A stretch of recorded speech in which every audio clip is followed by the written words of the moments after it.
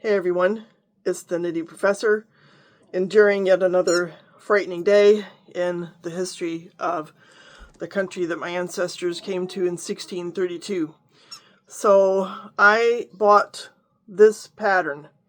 Now, you all might be way ahead of me, but just in case you're not, this is called the Melt the Ice Hat. And it was developed by a woman-owned company, Needle and Skein. Needle and Skein, a woman-owned small business employing 4 individuals in the Twin Cities, Minnesota area. And the proceeds, all proceeds from the sale of this pattern go to the immigrant aid agencies who will distribute the funds to those impacted by the actions of ICE. Now, that's why it's called the Melt the Ice hat. Deliberately symbolic name, but this hat goes back to the Nazi occupation. So this, I'll just read this. In the 1940s, Norwegians made and wore red pointed hats with a tassel as a form of visual protest against Nazi occupation of their country. Now, let me tell you another reason. I mean, there are obviously multiple reasons why this is important to me, even though it's very small. But Hanna Rügen is one of my heroes, and she was a huge Swedish-Norwegian protester using her weaving to protest against the Nazi regime, fascism in general, Mussolini, etc. And some of you have seen videos I've done on her before, and she keeps going through my mind because she's a big I don't want to say character, but let's say an influence in Volume 3, Book 3 of my Romance of the 5-Year-Old series. So her name keeps coming up. And down the road at some point, there will be a child named after her. Just saying. So my interest in Norway persists partly because of these heroic people. So yes, a visual protest against Nazi occupation of the country. Within 2 years, the Nazis made these protest hats illegal and punishable by law to wear. Talk about violating our First Amendment, whatever, free speech. To wear, make, or distribute. As purveyors of traditional craft, we felt it appropriate to revisit this design. Now, apparently, so I've ordered the pattern, and you can make it on various weights of yarn. Just red. So, as part of my effort, so I would really like to just go to Minneapolis and patronize the yarn stores there. I'm working with a yarn dyer who was there recently selling some yarn and said that the situation was precarious, which I totally believe. I'm not sure when I can manage that. So Minneapolis is 5 hours away from me. My daughter is going to come here for a few days. So right now it's not in the cards. But I decided, well, at a minimum, I'm going to patronize StevenBe Yarn. Been there many times. Really like the store. It's a wonderful store. Love, StevenBe. I did a little video about their store a few months back.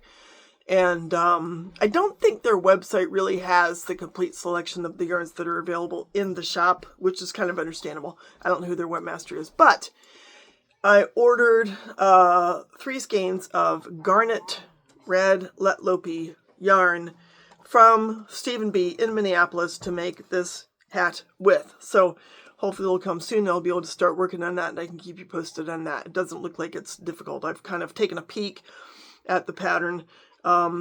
What I'm finding here is just sort of the introduction on Ravelry says approximately 200 yards of red yarn of your choice in fingering DK or worsted. So you can basically pick which weight of yarn you want to make this hat. Needle size, either a 4, a 6, or an 8. And, there is also a crochet version. So if you don't knit, if you crochet, or if you prefer to crochet, or if you want to do both, right? You can also make the crochet version of the pattern. So obviously it's a very small contribution, but if you also feel strongly as I do that what happened today was beyond tragic, It's more than tragic. The guy was a nurse.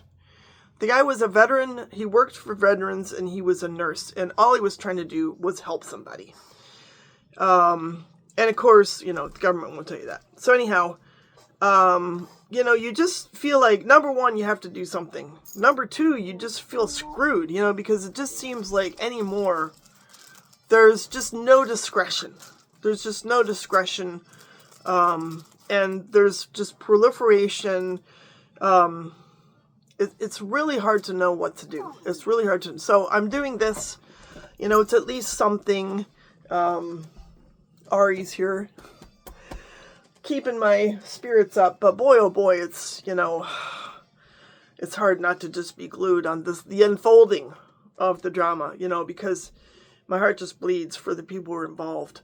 And again, the level of fear that it's just increasing exponentially. The more these things happen, the more the government just refuses to take any responsibility beyond saying insurrection, et cetera, et cetera.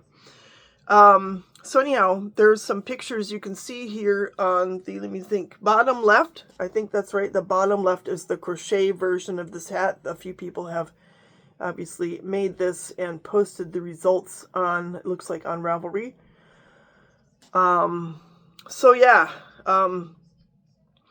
beyond that, I've been just, I keep knitting socks. It's hard to know what else to do in order to stay sane, because staying sane anymore is, you have days where you feel like, oh, something good happens, the courts got involved or whatever. Heroic, wonderful protest yesterday, peaceful, huge protests. I think I heard 15,000 people were out. I don't know. And if you know a better number than that, feel free to share. You want to hold all those people in their heart, and they're brave, which is ridiculous that they have to feel brave to do that, or that I even should regard them as brave. I mean, it shouldn't be an issue to go into your neighborhood streets and hang out and voice your opinion. But after what happened today, you do kind of find yourself feeling like people are brave just for being outside. And of course, some people are like, well, it was -9, so that entails a certain amount of bravery, which is true. Now, Minnesotans know how to dress. I've been out in that kind of weather. Heck, I took Ari on a walk the other day, and it was -5. And we survived.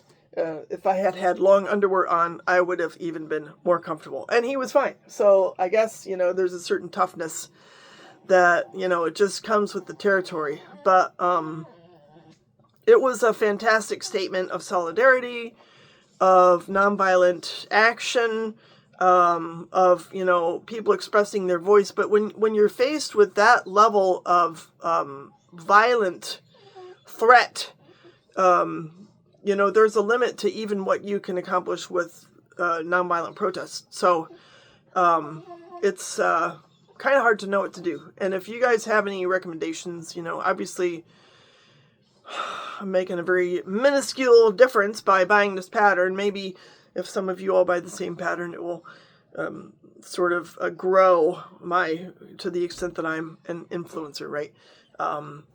And make the hat and wear the hat, it is something that could at least, at the very least, send a message, It makes me wonder to what extent it helped during the Maoist revolution when Chinese people were sending messages. It feels so limiting. So I keep knitting socks. I've started 5 socks in the past 2 weeks. And there's something very calming about these tiny needles making a tiny garment that will keep my feet warm while I'm trying to keep sane. So maybe it'll help me to make the hat. I hope so. Again, it's at least a tiny nod to, using my creative, my crafting skills. And obviously I'm trying to use my writing skills. One of my critique partners mentioned that I was sort of hinting at the ICE threat in my novel, and I didn't really even intend to when I first wrote Volume 3, but there is this whole immigration risk hanging over the protagonist's head, and I didn't even think of that when I wrote it as something that would be so relevant today. So my prayer is that by the time the novel is out, this nightmare will be over, and people won't react, like, oh my God, this is too close for comfort. I'm really hoping that this nightmare will end soon. As I knit. And I'd love to know what you all are doing to stay sane. We have a nice community on here, so feel free to share. Feel free to share your feelings. Feel free to share if you have advice, any kind of advice. Solidarity, commiseration. It's all welcome. So that's really all about I have the energy to say today. I'm just kind of shaking in my emotional boots over what happened this morning, because it's just so absolutely devastating. And it's even more devastating that the federal government wants this kind of thing and refuses to condemn it.